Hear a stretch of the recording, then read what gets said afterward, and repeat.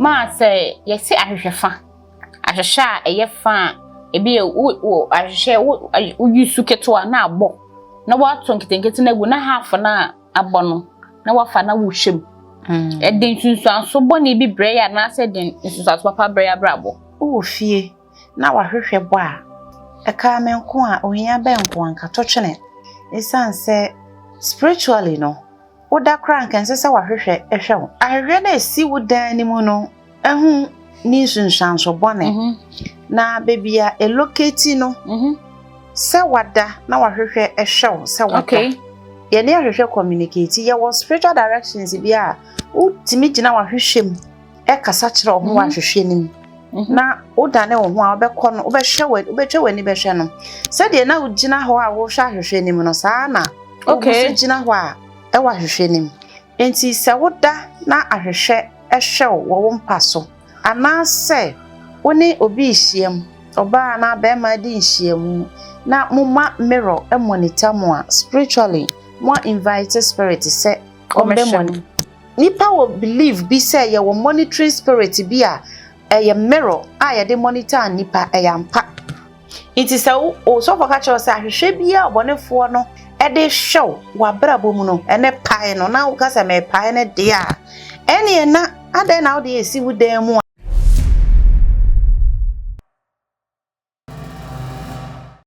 yede nyakopo asese ode enen so asanso ache ye biu imperial so yese me catch mo say ma de yenje mo no so nyenje ye mu ai mo se ma teachings na e mo de enthusiast ya age se besi ne so saa na me pacho wo share ya bo mod ne subscribe comment ne share ne like say wo pese woni ma fu di nkomo a wo de number gu screen no so frɛ no ono obedi enkomo mama mo akwa aba mi oba pa se bibi aboko ma di adom na de nkomo kakra bi eja ahwefo omo ara topics ba ma na musimi mi se bisawo ma wo mo okay na ma se yesi ahwehwefa ahwehwa eyefa ebi wo ahwehwe wo yusu keto na abo na wato nkitenkete na gu na half na abo no na wafa na wo hwem den sunsuan so boni bi bre ya na se den sunsuan so papa bre ya brabo okay me da wahwefo nyina se mesre so mo hwe videos na ya o subscribe wow o mo like o mo share na ha ye kire no kre ye ntwan kuntumpo na me sanda wasibium na o question ya wa bu say ni ewo mu nyina ne say asa wonam na obeso daye wodaye mu no na o shempa boafa adenam ase kire say e kire nim go ase okay saa so na o fie na wahwehwe bo a eka me nko a ohia be nko anka to twene esanse spiritually no woda kra nka nse wahwehwe ehwe wo nesa woda ye mu bi o ha ye wo dressing mirrors ye wo wardrobe mirror wa animu a esi ho na enti ye mu ho no mamba cho ma okasem kakra okay enti ye mu ho no ma this so so breast ahwe si edem okay ahwe na esi wodan ni mu no ehu ni sunsuan so bone na bebia elocate no se wada na wahwehwe ehwe se wada okay ye ne ahwehwe communicate ye was spiritual directions bi a utimi gina wahwehwem e kasa kire oho wahwehwe nim na udane wo ho a obekọ no obetwe wani behwe no se de na ugina ho a wo hwa ahwehwe nim no saa na okay se gina ho a e wahwehwe nim enti se woda na ahwehwe ehwe wo mpa so ana se woni obi hyiam oba na be ma di hyiam na mumma mirror e monitor mo a spiritually mo invite spirit say omemon nti yenim guase ene di akire ba wow nti ahwehwa esi wodan mu a apai de nti ensesa wo hwe ne say e the lightning ene nam okay nti ade bia ye ne mapa bia eba wo so eba wo fie a ahwehwe no e ma lightning ni dwam na asai no Okay. This is the simplest truth. Meka. Yes, a saying insura. Ebeba also. Esama wanim guase. Na meka kire. Nti ye kura ba fie. Ye mu bia ye dressing mirror efesi ye mpa. Sebi. Ye bu atopan. Na ye hwe ye yankase ye hwe ye hu wom. Se o hwe se de me misisi. Enye kra. Ne anti a enye ne se. E was a nipa bia uhu se. Tia otiasi na nakuya ye tiasi si e make say ye wo energy a omata omaso ebi so ahwe omo ho e de kire yen unhu no enti bibia ye bia ye ne energies bonsa ho positive and negative ones ye ne ahonhom e bonsa ho papa ene bone enti se wo de oba ekofie wona osisi se fie ofo de omuntimi nka se chinchina chise oni oba na ekoda but one na ekone nyina ne hunhun bi na ye den ewura ho enti hunhun ne pe ba bi ahinta the best place e wa hwehwem. I see. Obetena ho because oye shadow wu no enti nipa will believe bi say ye wo monitoring spirit bi a ye mirror ye de monitor nipa ye ampa enti say o so for catch us ahwehwe bi a obonefo no e de show wa brabo mu no ene pae no na wo kasa me pae ne de a ene na ade na wo de esi wudan mu a wo de hwe wani ma pae uguso de hwe wani I was so rejected. Mati do kana. Obi owa ohu mero apai ofam kura na wafa de hwe nanim. What nimonyam na kakra na aka na e wo fa sei no. Wasan kura de eja hwehwe no obi e wasan to atwene.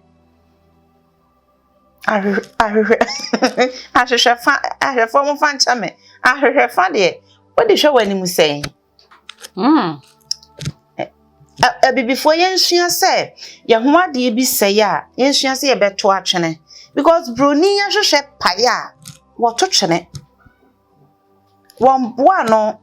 grandma's mirror no obekwa kofa no na ye complete mirror na mpaye but ye de ye grandma's mirror e ba kofa no na ye omu aye ho na ya hwehwe sini ebi mu correct me ebi mu timi pai say but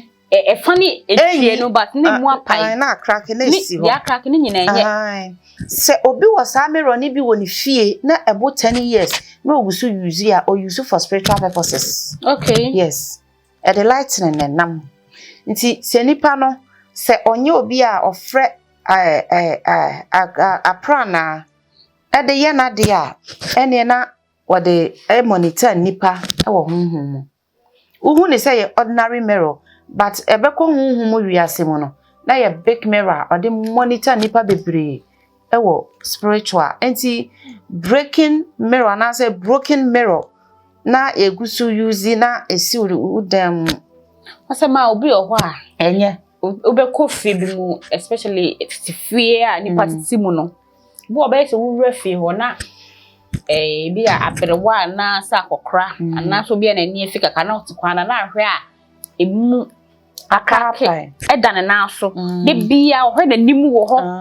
na ohwe ne sune ne sebre na ne ohu sede afie no mu nipa sitie ya na omo te sen ebi oho a so timi hu obi hu se nipa we even though we niska bato wani monyam what ya say wo mirror na ebe kire o se watare e hyewi efe but when it is broken still be hu say efe but half na efiri ho na e ma na nye complete no eno so can bibi true achirawo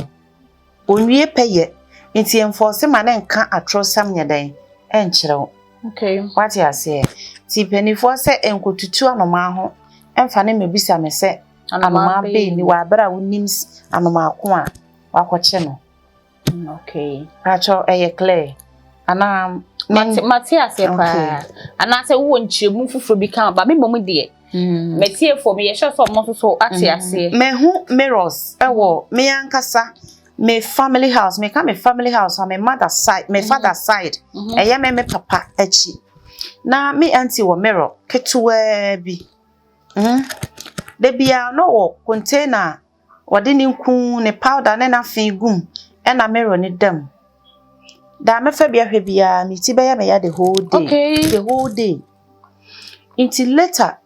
ena me yes a mirror we maybe sa ho asem me ko hu se nya mirror keke what the share the kasa on fan hwe nani okay so what na we dey wunim na menim inti na enemy energy nya dan enhia ti me hwe da me de hwe ne be hwe manimu bia se nkwala ye dware wie ye kwoti nko asra ye kofa ne powder kakra ye wie nti wie na ofa bia mani be ya me ti be ya me ya the whole day ti later me hu se ya the caster spell na some mirror no kwa nyina ye photo ye den edidam and so, yes obi amfo ni dem me papa de di kan ti arefo asem we am make me life story me papa na me tia ne na so no se me pae no the asem ba fie asem ekukuru ba fie no enya asem ketwa ahwehwe no so no efo se ya pae unse hyeduam ena ne nchemu sei no ayese el apaye firi ho enso me hwemu me hu me papa mfoni wom me hu me mfoni wom me hu anuafoni bebre mfoni ewom omo me nimo omo me describe omo papa bo omo din enti na chere say ya capture ye nyina ye sunsum ahye one mirror mo me papa bo mirror na nipa wo fie enti mirror ankasa speaks a lot than said ya ye hu no Pacho Sen komo ayem de. Me kwa me interview no kwa me de sedebo. Pacho ya bon kai say mo be comment, mo be subscribe, na ma share. Share ma wonu bi enso ensanka bi. Aso wa hwehwe fa bi wo fi a me ofan bi abomoden ane twetwene. Anasa wan kasa wo break no na tugu. Wo be so ne ma me din komo na ma guhwin ne so. Ya na wa contact no. Mama. Nene bia na ebisimi dem. Baby esi no e me bed so direct. Yeah. Ebi say me bedroom, ebi say me living room. Empire. Okay. Nti e baby a honhom be de o mo behinta no. Me ye den na menya ahwehwe ne den. Okay. Utu kwan na wonni fie. Na be 3 days, 2 days paade kata so. Okay. O beda. Na dressing mirror e face u beda. O siesi o ho ahwehwe ne wi a. Na waka kire okra, me kra be na me koda. Osoro yankopon hwe ye so na de panya den enchie onya ade bia na de akata mirror ne so okay oni na wie wadwuma for the day anajo oni kwan so wo hwe wa bra wada anya sa one day oba sori ana po be hwe ahwehwe no wani we ebe hu ade ya wo mpe okay it is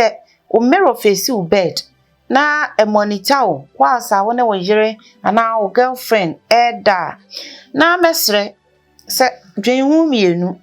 sa reflections ni mfiri wutiri mu da ebedu nya okay enya wo na wo dwenhu energy no ade a witness say sa act no ena kai wo se o kai adwaman bi ada no what ya see ti nipa na bia mo ntimi antena wakọ ware ono so ware ebedi ninya e de wusunya ti said obi ni obi aye blood covenant okay ebe monitor o life nyina enti time bia wo ho a na ye o say enka we na nanka menene da manage because of why invite ade bia mana betena one ni ntamu nti muntimi nyai dabi nti ye we bi no mo afa ne se hobby obi timi ne obaada no atwere ne din abo date na o list hey ni nyina na kire se okay ti so far as I start wo one ne de obekwa sa nso na uma mirror e monitor wo activities na kire se wan kasa e na wo ton ho ama honhom wiase mu okay se ne a omo pa bia no omo mfa wonye omo de omo ni command bia wo ye so ni omo ye a omutimi nya yen eye ya no asem ene ye act kama omo kwan asa unka onye bibia ebe ma omo hu kwan ana unka bibia ebe ma omo kwan a omutimi nya hwe wo hu e ma ne nye ti mirror se ewo wudem na show bed so koda na wa pe bibi e de akata so ana better still se face bed ni se ya na wa dane no kama afiri ho enhwe na wa dane kra akire wo enhwe ho efe senka obeda na wani beti no hu e wo miru mbate wo se nya ade efe nyina e na sombo okay nya ade efe nyina na sombo pacho so wo miru ni bia se de mama chere no